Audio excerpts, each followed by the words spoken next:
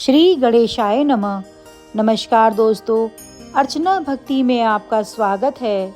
दोस्तों, आज हम आपके लिए पशुपति व्रत के नियम, विधि व कथा को कहेंगे। भगवान शिव दीन दयालु हैं। इस व्रत से आपके जीवन की सभी कठिनाइयाँ समाप्त हो जाएंगी और आपका जीवन आनंदमय हो जाएगा। यह व्रत मुख्य रूप से 5 सोमवार किया जाता है। इस व्रत का प्रारंभ सोमवार के दिन किया जाता है। इस व्रत में आपको क्या क्या सावधानियां बरतनी चाहिए और इन उपायों को करके आप भगवान शिव को खुश कर सकते हैं। इस व्रत को रखने का नियम यह है कि जिस सोमवार से यह व्रत रखना है उससे एक दिन पहले ब्रह्मचर्य का पालन करें। सोमवार के दिन सूर्योदय से पहले उठकर नित्य कर्मों के बाद यदि आपके घर के पास कोई पवित्र नदी है तो वहाँ पर स्नान करें और नहीं है तो जल में थोड़ा गंगा जल मिलाकर स्नान करें। स्नान के बाद पूजा की थाली बनाएं।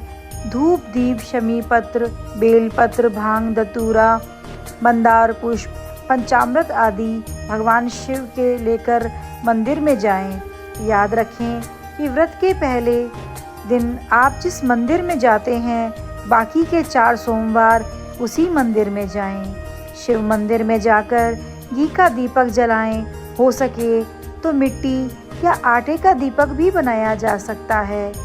शिवलिंग के आसपास की जगह को अच्छे से साफ कर लें। अब सबसे पहले शिवलिंग पर जल चढ़ाएं। जल चढ़ाते समय मन ही मन भगवान शिव के किसी मंत्र का जाप करते रहें। उसके पश्चात पंचाभिषेक यानी दूध, दही, घी और शहद, अंत में फिर जल चढ़ाएं। पंचाभिषेक करने के बाद शिवलिंग पर बेलपत्र, मंदार के फूल आदि पूजन सामग्री चढ़ाकर मिठाई चढ़ाएं। ध्यान रहे कि शिवलिंग से हमेशा धूप, दीप आदि कुछ दूरी पर रखना चाहिए। अक्सर भक्त शिवलिंग पर अगरबत्ती आदि लगाते हैं जो सर्वथा अनुचित है। शाम को दोबारा मंदिर जाएं और 6 दीपक भी साथ ले जाएं। इनमें से 5 दीपक मंदिर में ही जला लें और आखिरी यानी छठा दीपक अपने साथ घर ले आएं। घर लाकर इस दीपक को प्रवेश द्वार पर अपने दाहिने हाथ से यानी दरवाजे के दाहिने तरफ जलाएं। जो मिठाई आप मंदिर ले गए थे उसे 3 भागों में बांट लें। 2 भाग मंदिर में ही भोग लगाएं और तीसरा भाग घर में लाकर भगवान शिव को अर्पित कर प्रसाद के रूप में ग्रहण करें।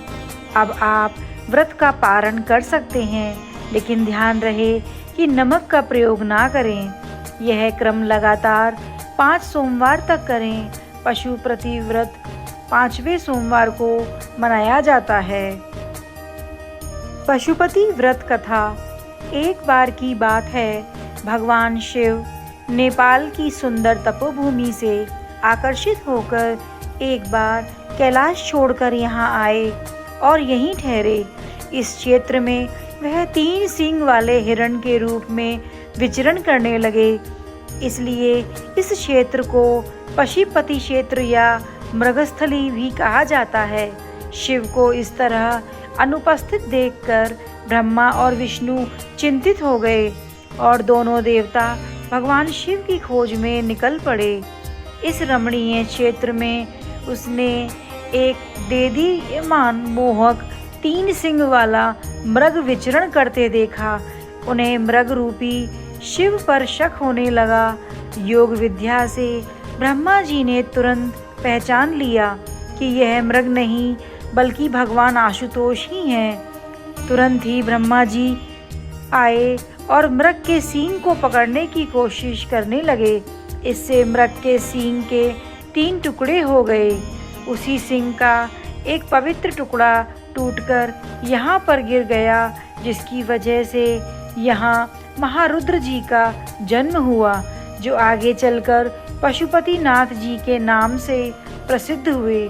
भगवान शिव जी की इच्छा के अनुसार भगवान विष्णु ने भगवान शिव को मोक्ष देने के बाद नागमती के ऊंचे टीले पर एक लिंग स्थापित किया जो पशुपति के रूप में प्रसिद्ध हुआ। जय भोलेनाथ।